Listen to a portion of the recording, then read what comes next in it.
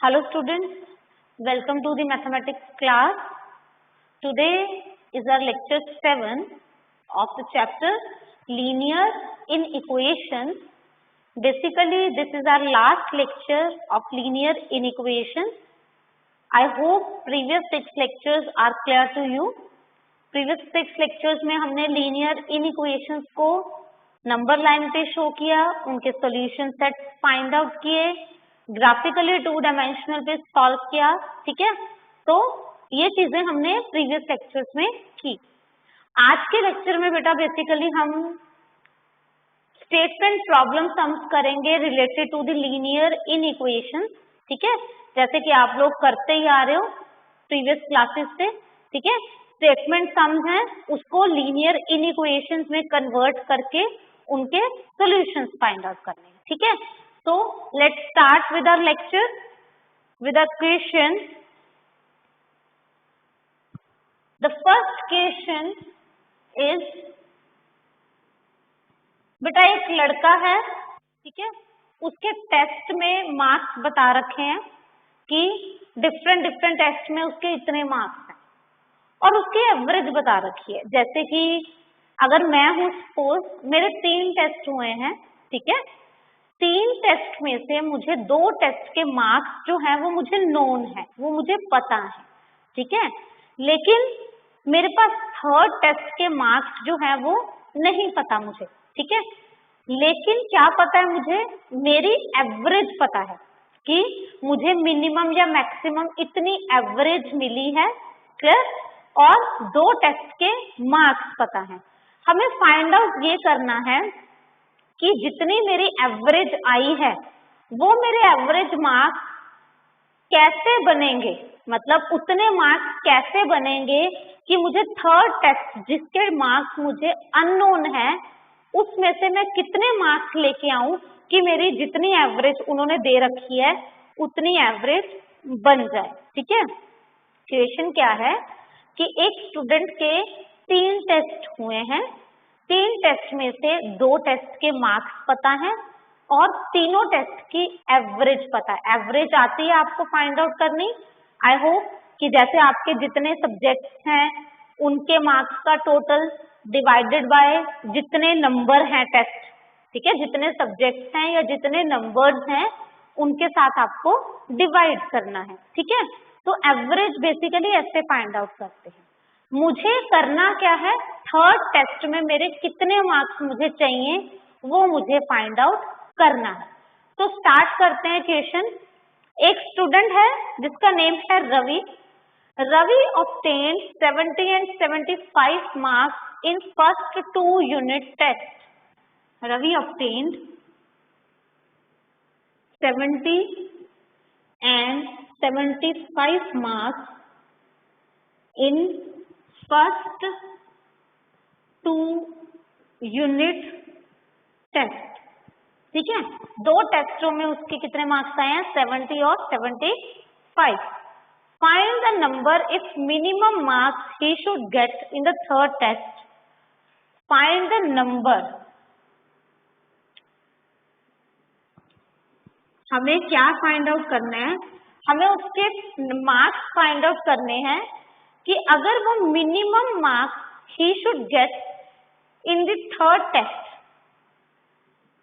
The minimum marks he should get in the 3rd test. To get in the 3rd test, to have an average of at least 60 marks. To have an average of at least 60 marks. देखो बेटा question क्या क्या है.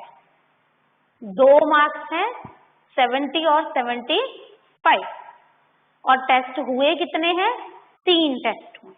ठीक है जी, वो बोल रहा है कि 3rd टेस्ट में वो मिनिमम कितने मार्क्स लेके आए, कम से कम कितने मार्क्स आए ताकि उसकी एट लीस्ट एवरेज जो है वो 60 मार्क्स की एवरेज बन जाए. बेटा यहाँ पे वर्ड यूज हुआ है एट लीस्ट। एट लीस्ट का मतलब है कि कम से कम 60 मार्क्स की एवरेज बने, उससे ज्यादा भी हो सकती है। एट लीस्ट मतलब कम से कम, तो 60 तो लीस्ट है, सबसे सबसे कम है, उससे ज्यादा भी हो सकती है। ठीक है, तो कहने का मतलब ये है कि अगर हम एवरेज की बात करें, एवरेज ऑफ 3 टेस्ट, ठीक है, एवरेज ऑफ 3 टेस्ट की बात करें तो वो होता क्या है, फर्स्ट टेस्ट के मार्क्स प्लस सेकेंड टेस्ट के मार्क्स प्लस थर्ड टेस्ट के मार्क्स डिवाइडेड बाय 3, क्योंकि 3 टेस्ट हमारे पास है। ठीक है, तो सबसे पहले एवरेज की बात तो ये हो गई कि 3 का सम करके उसके नंबर के साथ डिवाइड करना। अब हमारे पास है ही 2 मार्क्स, ठीक है, तो तीसरे को सबसे पहले हम लेट करेंगे, let x be the marks obtained by Ravi in third test। ठीक है, तो थर्ड टेस्ट में रवि ने x मार्क्स जो है वो ऑब्टेन की।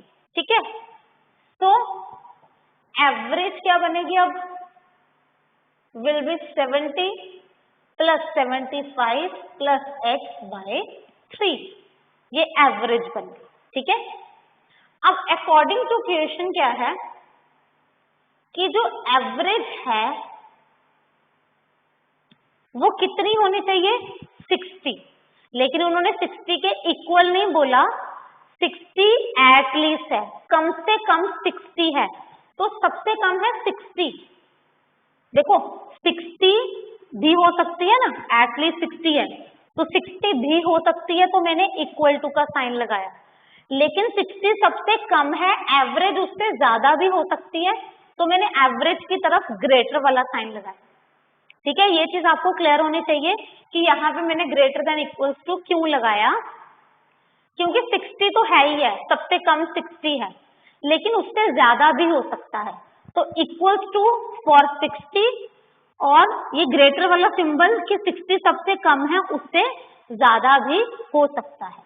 ठीक है, तो यहाँ पे एवरेज जो आपकी है उसको सब्स्टिट्यूट करते हैं, तो this will become basically our linear inequation, ये हमारी लीनियर इनइक्वेशन हमारे पास बन गई। ठीक है जी, तो 70 प्लस 75 इज 145 और x, अब जैसे लीनियर इनइक्वेशन का स्टेप्स है कि दोनों तरफ पे 3 के साथ क्या कर देंगे, मल्टीप्लाई कर देंगे, तो लेफ्ट हैंड साइड पे ये बन जाएगा, राइट हैंड साइड पे 180 बन जाएगा, तो x will be greater than equals to 35। ठीक है जी, आई होप ये लीनियर इनइक्वेशन सॉल्व करनी आती है आपको।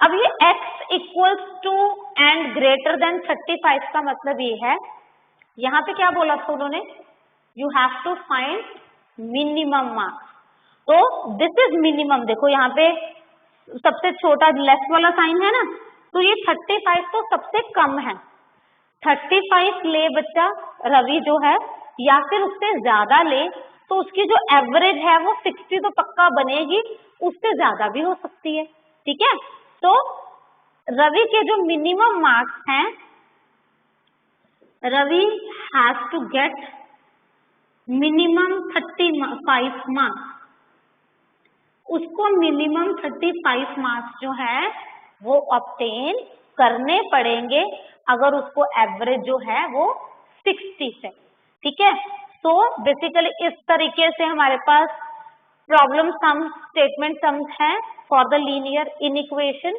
जिसमें आपको लीनियर इनइक्वेशन खुद बनानी पड़ती। ठीक है, तो आई होप ये एटलीस्ट वर्ड का जो है यहाँ पे आपको क्लियर हो गया होगा। एटलीस्ट मतलब लीस्ट, लीस्ट मतलब लेस, लेस मतलब सबसे कम, तो उसकी तरफ लेस देन का साइन लगाना। ठीक है, क्लियर इतनी बात। तो moving to our next example, next example की बात करते हैं। देखिए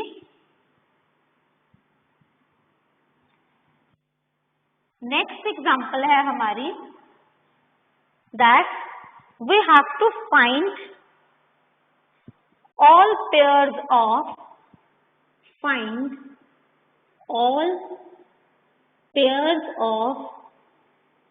consecutive even positive integers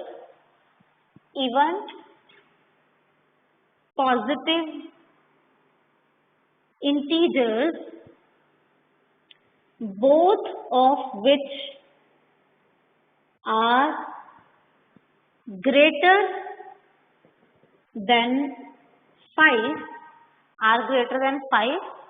such that their sum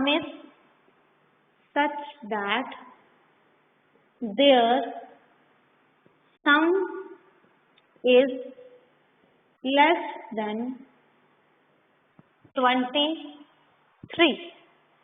तो यहाँ पे इस क्वेश्चन में बेटा है क्या कि हमने सबसे पहले कॉन्जिक्यूटिव इवन इंटीजर्स होते क्या है, consecutive even integer.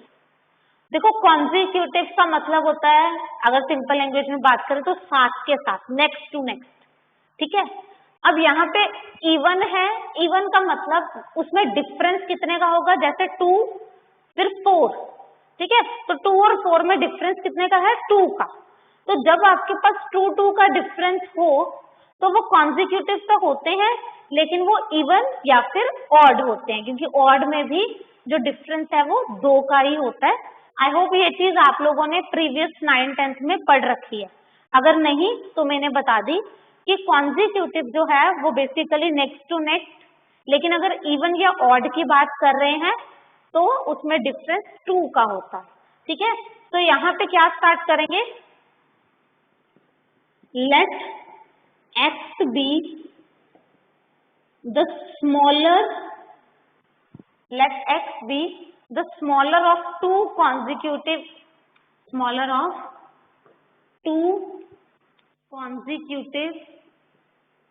even positive integer। अब आप लोगों के दिमाग में आना चाहिए कि ये स्मॉलर और ग्रेटर की बात क्यों करें। देखो यहाँ पे हमें basically pair find out, pair में 2 ही होंगे, ठीक है, तो एक छोटा एक बड़ा, तो मैंने x को स्मॉलर ले लिया। अब अगर मैं उससे ग्रेटर की बात कर रही हूँ, उससे लार्जर की बात कर रही हूँ, तो डिफरेंस 2 का रखना है, क्योंकि कॉन्जिक्यूटिव इवन है तो डिफरेंस 2 का होगा, ठीक है। तो नेक्स्ट नंबर क्या होगा, x plus 2 will be the other even integer,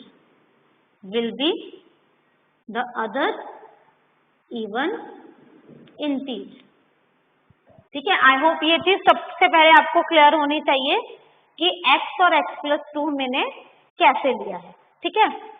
चलो नेक्स्ट, अब क्वेश्चन में क्या है, ये तो सिर्फ हमने जो फर्स्ट लाइन है कि इवन पॉजिटिव इंटीजर्स कंसीडर करने हैं वो सपोज किए हैं, ठीक है।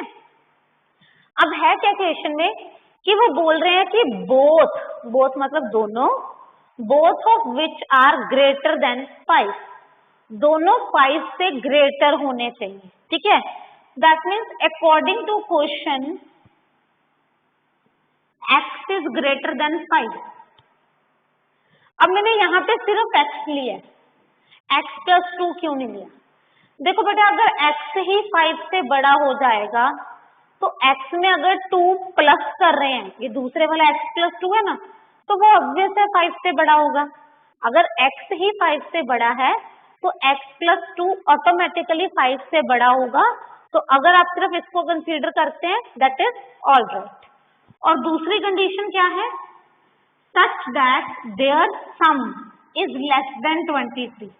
देयर सम मतलब दोनों नंबर्स का सम जो है वो 23 से कम लेना है। अब 2 नंबर हैं कौन कौन से, एक x plus 2, इन दोनों का सम क्या है, लेस देन 23 है, ठीक है जी। इसको मैंने लिख दिया कि ये लेस देन 23 है, क्लियर। तो अब इसको कैसे करेंगे देखिए,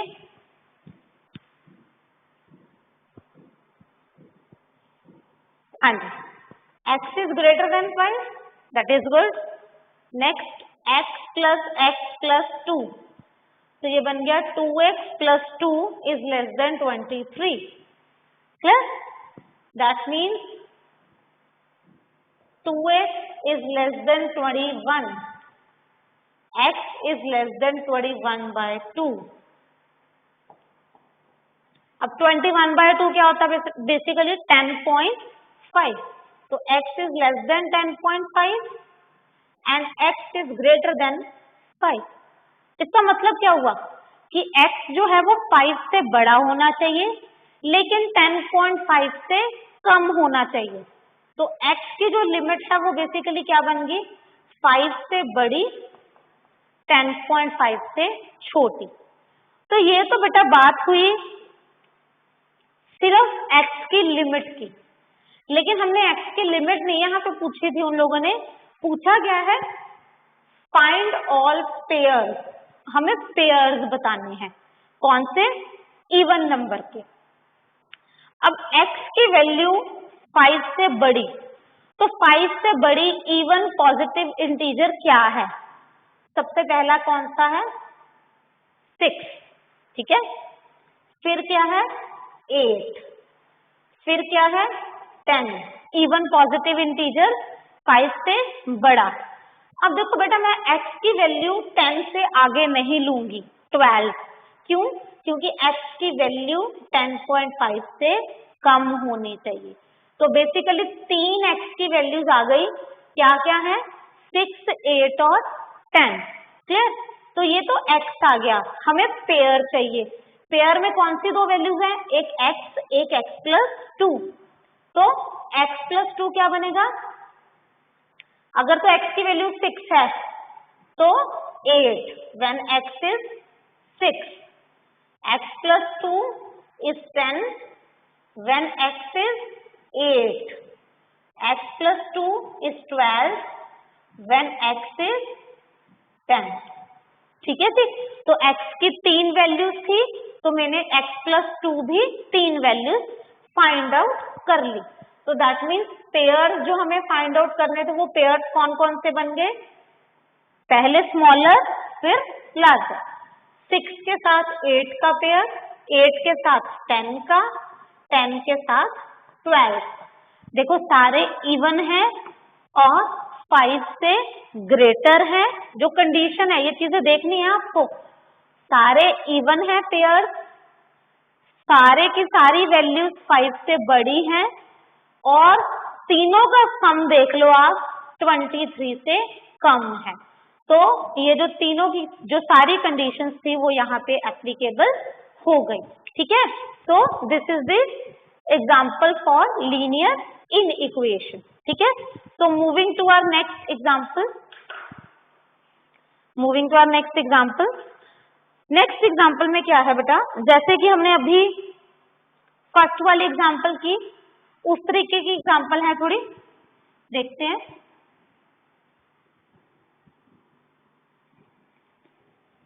यहां पे हमारे पास है क्या? दैट वी हैव 4 एग्जाम्स जिसके मार्क्स हमको पता है. In first 4 exams each of 100 marks. In first 4 exams सब एग्जाम्स कितने मार्क्स के हैं? 100 मार्क्स के. ठीक है. मोहन एक लड़का है. मोहन के मार्क्स आए हैं 94, 73.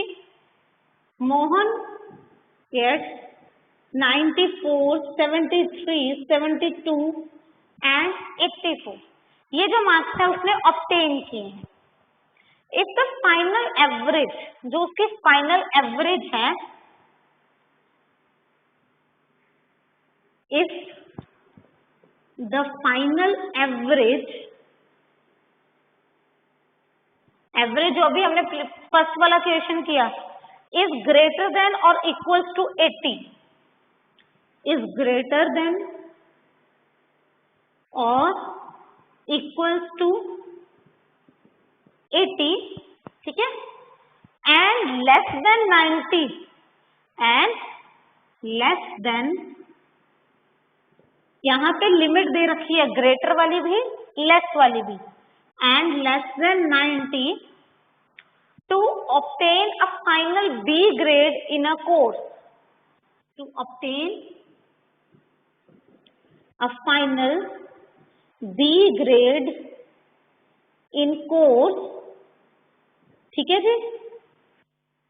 What range of marks in the last exam?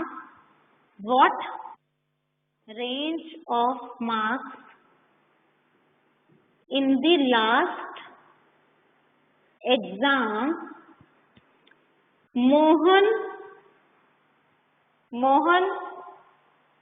will get for receiving B grade in the course? Mohan will get for receiving B grade in course. ठीक है जी. तो जैसे कि फर्स्ट क्वेश्चन में किया था सिमिलरली वही चीज करनी है, लेकिन वहां पे हमें अपर और लोअर लिमिट नहीं दे रखी थी, मिनिमम और मैक्सिमम नहीं दे रखे थे, सिर्फ एक ही एवरेज की बात कर रखी थी. यहाँ पे हमने अपर और लोअर भी आ गया 80 से 90 के बीच में. देखो करना वही सब कुछ है जैसे कि हम एवरेज फाइंड आउट करते हैं, लेकिन जो एवरेज की लिमिट है वो हम लोगों को दे रखी है, तो उसको बेसिकली हम लोगों को सॉल्व करना है. ठीक है. तो सबसे पहले वही चीज करेंगे, the supposition for the last exam, कि लास्ट एग्जाम में उसके कितने मार्क्स आए, तो उसको क्या कंसीडर कर लेंगे जैसे लास्ट क्वेश्चन में किया था. Let x be the marks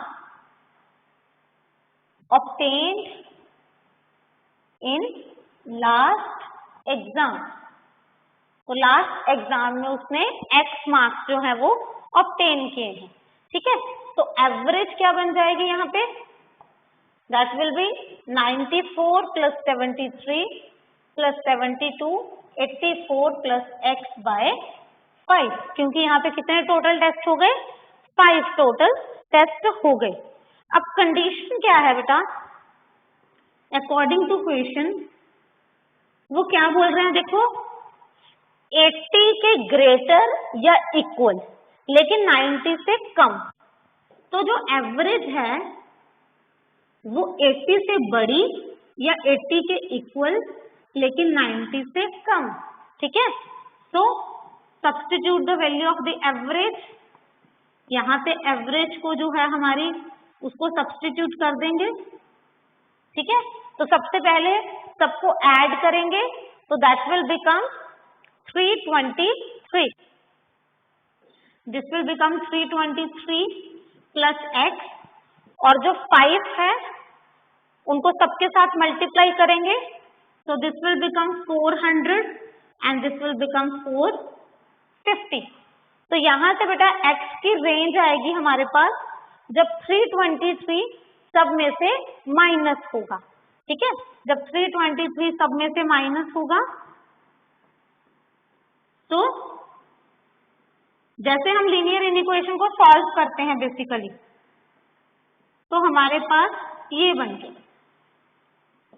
कि जो x की वैल्यू है, जो 5th टेस्ट में मार्क्स हैं, या तो उसके 77 आए या 77 से ज्यादा आए या फिर 127 से कम हो. देखो मार्क्स हैं, उन्होंने बोल रखा है कि 100 मार्क्स का एक पेपर है, तो 127 से कम तो हो ही नहीं सकता. दैट मीन्स x जो है वो 100 से कम होगा और 77 से ज्यादा होगा. ठीक है. ये चीज आपको ध्यान में रखनी है कि x is less then 100. That means x की जो लिमिट है वो क्या बन जाएगी हमारे पास, 77 से 100 तक. देखिए x की जो लिमिट है, that means x lies between 77 and 100. Clear. तो मिनिमम उसको 77 मार्क्स चाहिए, मैक्सिमम वो जितने मर्जी ले, चाहे उसके 100 मार्क्स। ठीक है जी। तो this is the same previous example की तरह है, सिर्फ इसमें 2 इनइक्वालिटीज हैं एक इनइक्वालिटी की बजाय। ठीक है, तो moving to our next question. अब नेक्स्ट क्वेश्चन क्या है बेटा? In a experiment a solution of hydrochloric acid in an experiment, a solution of hydrochloric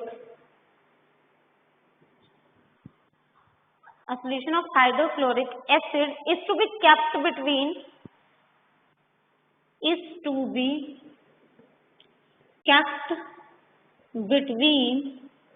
30 degree and 35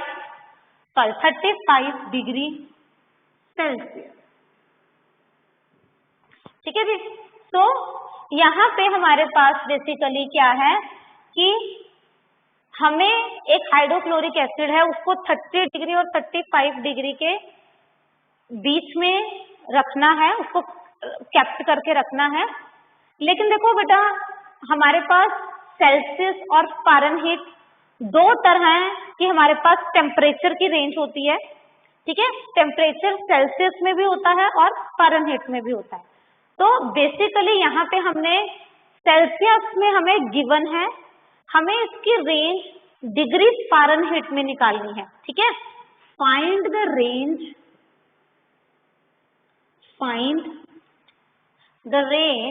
of temperature